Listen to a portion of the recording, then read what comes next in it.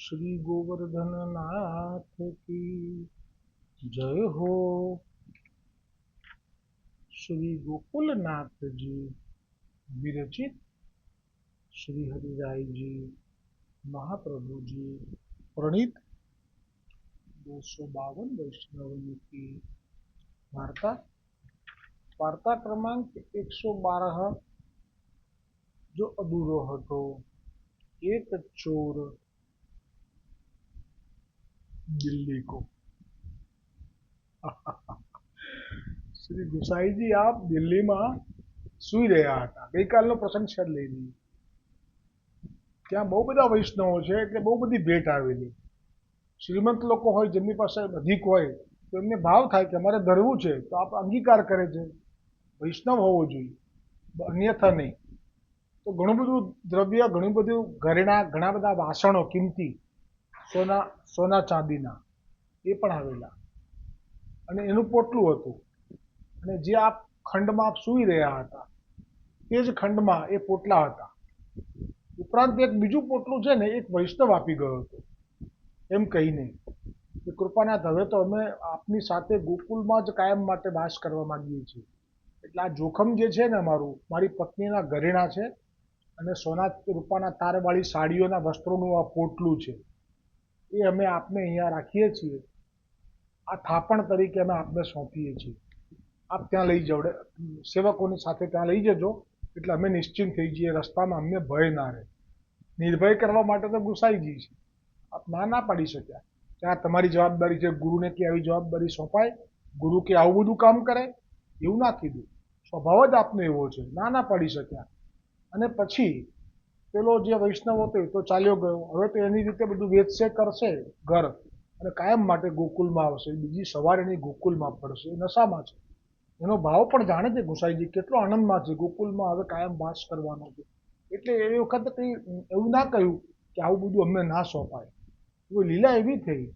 એ જે સોંપેલું પોટલું છે હવે તો જાણે કે ગુસાઈજી માટે એક માથા ઉપર જવાબદારી આવી ગઈ. અને જવાબદારી આવે ને એટલે પછી ઊંઘ ના આવે. કોઈ પણ જવાબદારી માથે આવે ને પછી ઊંઘ જતી રહે. એવું નથી. ગુસાઈજી તો પ્રભુ છે પણ છતાંય ખરેખર એ થાપણની જવાબદારીમાં એવું થયું કે રાત્રે ચોર આવ્યો. આ ચોરે આવી અને જે કંઈ આપને ભેટ ધરેલી વૈષ્ણવોએ, રોકડ અને સુવર્ણ અને ઘરેણા જે કંઈ પણ, એનું પોટલું લઈ અને એને બીજા ચોર બહાર ઊભો રાખેલો. એને પકડાઈ દીધું અને કીધું કે તું લઈને ભાગી જા. તો ત્યારે ગુસાઈજી જાગતા હતા પણ ગુસાઈજીએ એને રોક્યો નહીં. ગુસાઈજી કે કોણ છે? કલ્પ વૃક્ષ છે. કોઈ ભાવથી કે અભાવથી પણ પાસે આવી જાય અને જે માગે એ આપી દે. પાત્રતા જોઈએ. આ પૂરો પાત્ર હતો કારણ કે આ ચોર હતો. હવે ચોરને ચોરી કરતા રોકવો એ ગુસાઈજીને ના ફાવે. આગળ આવશે, કહેશે કે તું તારે કરજે ચોરી, કેમ કે તું છોડી નહીં શકે. પણ ક્યાં કરવી ક્યાં ના કરવી એ પણ કહેશે. હવે આ રીતે બધું જવા દીધું. પછી એ હાથ મારવા ગયો. પેલાને તો ખબર પડી ગઈ કે આની અંદર બહુ ભર્યું છે. પણ એ કોનું હતું? પેલા વૈષ્ણવનું એની પત્નીના ઘરેના કપડાં હતા. એની પર હાથ મારવા ગયો તો ગુસાઈજીએ તો નેત્રો બંધ રાખેલા હતા, આડા પડખે હતા. એવી રીતે આપ સૂતા હતા, જાણે સૂઈ ગયા છે એટલે એને લઈ જવા દેવાની છૂટ હતી બધી. પેલું પહોંચી ગયું પોટલું બહાર, પેલો તો લઈને રવાના થઈ ગયો. ગુસાઈજીને આપની ચરણની ભેટ અને એમાં જે કંઈ પણ આવેલું હતું, વાસણો સોના ચાંદીના અને ઘરેણા, એ બધું ગયું. તો આપને એમ ના થયું કે ગયું ગયું ગયું, એવું ના થયું.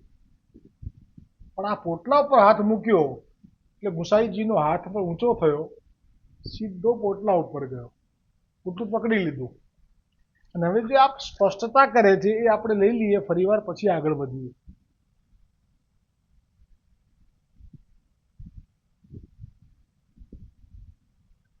તો તે વખતે તા પાછે ધરોહર કી ગાંઠી ઉઠાઈ. ધરોહર એટલે પેલા વૈષ્ણવે એની પત્નીના ઘરેના કપડા આપેલા ને એ એને ઘરેણાની પોટલી એમાંથી પકડી.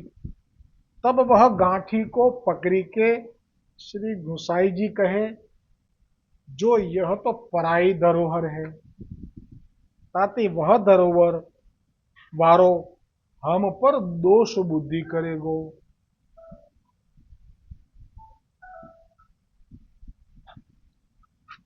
हम पर दोष बुद्धि करेगो એટલે એને એમ થશે કે આ ગુસાઈજીએ જ લઈ લીધું ને હવે ના મક્કર જાય છે કે કોઈ ચોરી ગયું, એ માનશે નહીં મારી વાત.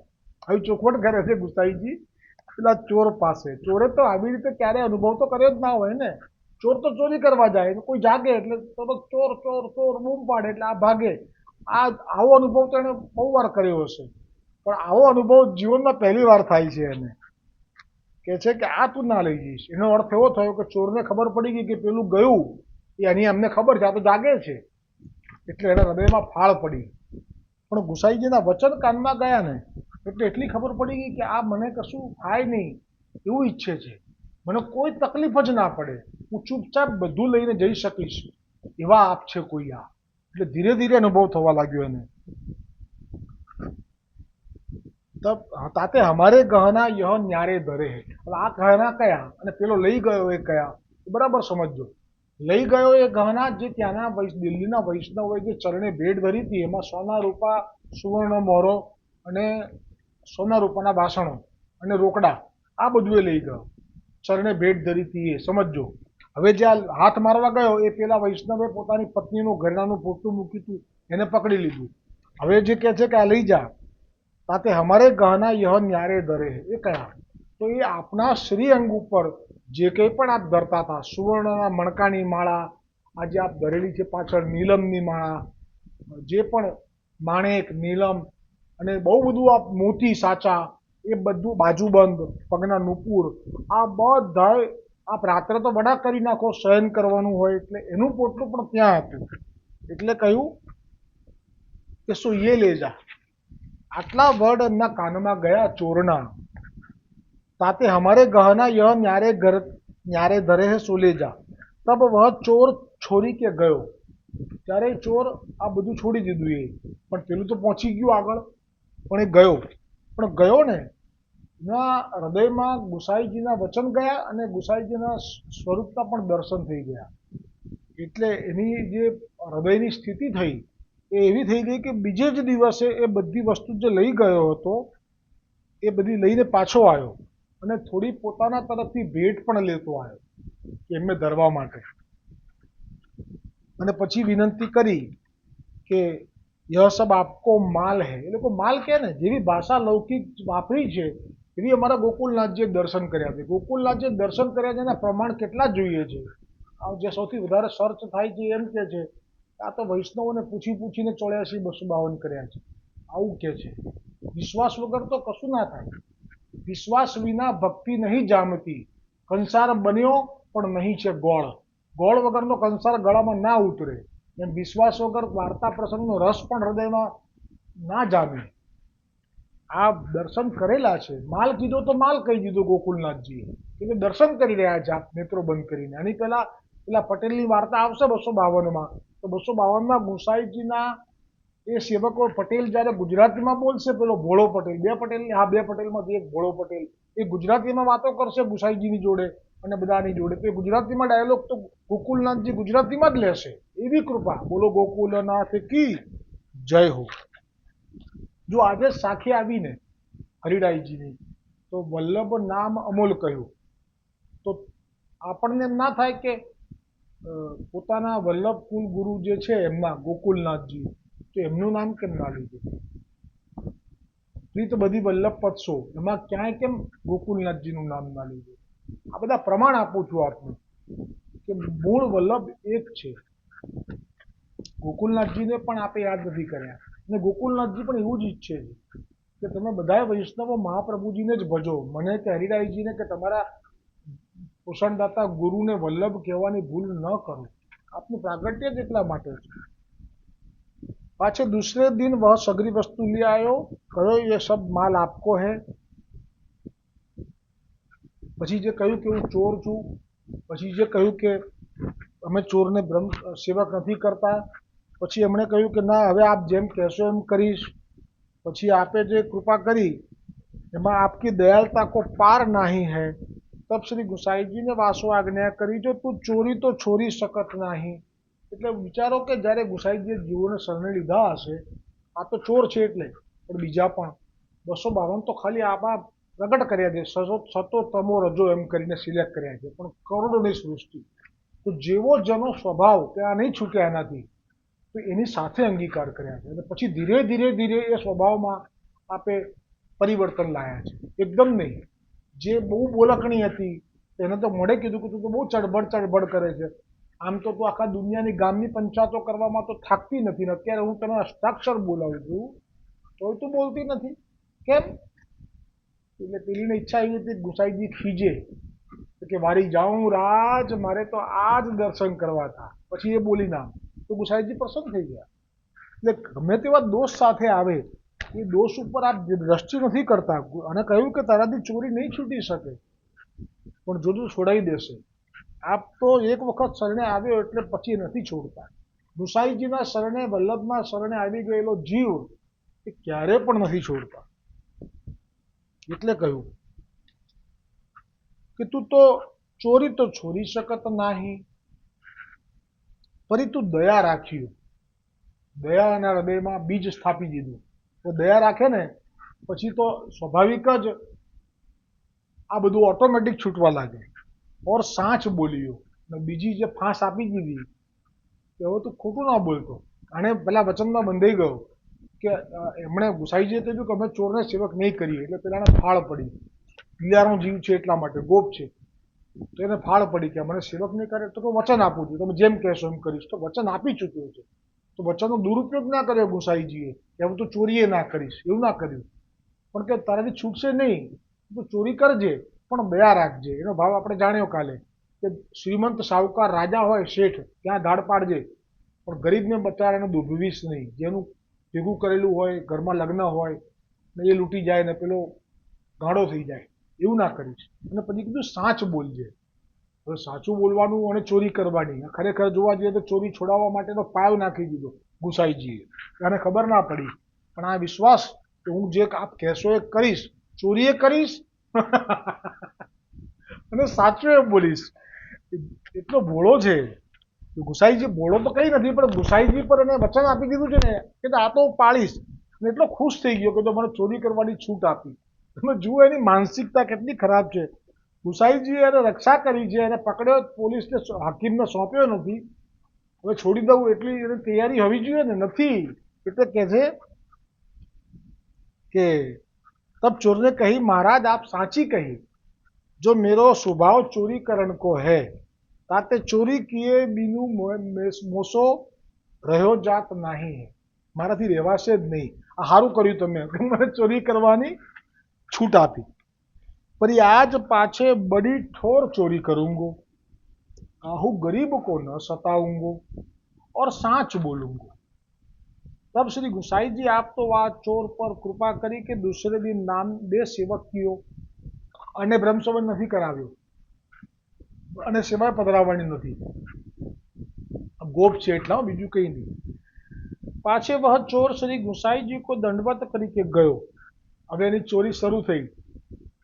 મારો તો રાજાને પકડી લેવો, તો રાજાને છોડો સૌ રેજા પેજાને.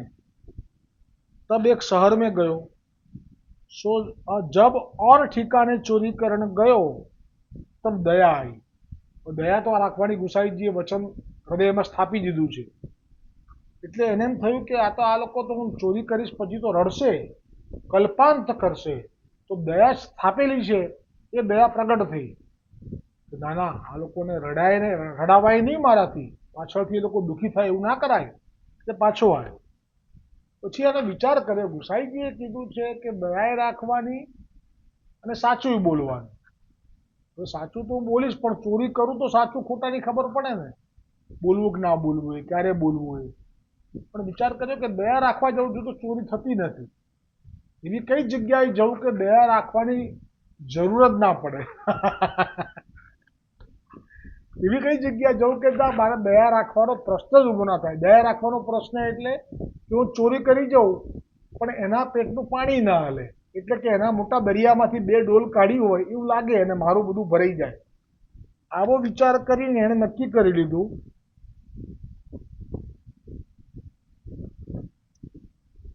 કે રાજાને ત્યાં જવું. કેમ કે રાજાને તો કઈ વાતની ખોટ હોય, એમાં એક થેલો ભરીને લઉં તો એનું ગયું તો શું, ના ગયું તો શું. ત્યાં દયા ખાવાની જરૂર, રાજાઓ પર દયા ખાવાની મારે કોઈ જરૂર જ નથી.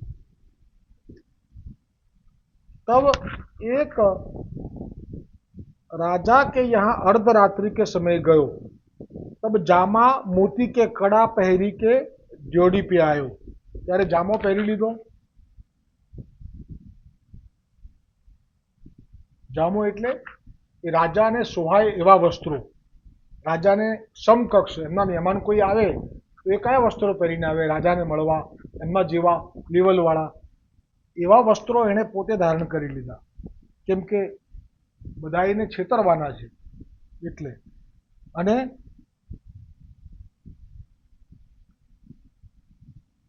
મોતીના કડા પહેર્યા, સાચા મોતીના, કેમ કે લોકોનું ભરેલું છે એની પાસે. અને મુખ્ય દરવાજા પાસે આવીને ઊભો રહ્યો. પછી શું થયું એ પ્રસંગ આવતીકાલે આવશે. આજે મારે થોડું લૌકિક છે એથી હું વચ્ચે વિરામ લઉં છું, થોડો વહેલો, ક્ષમા કરજો વાલા વૈષ્ણવો. દ્રઢ ઇન ચરણ ન કેરો ભરોસો, દ્રઢ ઇન ચરણ ન કેરો, श्री वल्लभ नख चंद्र छताली में सब जग माजू अंधेरो, साधन और नहीं आकली में जासो होय मुडेरो, सुर कहाँ कहे विविध आगड़ो, बिना मोल को चेरो.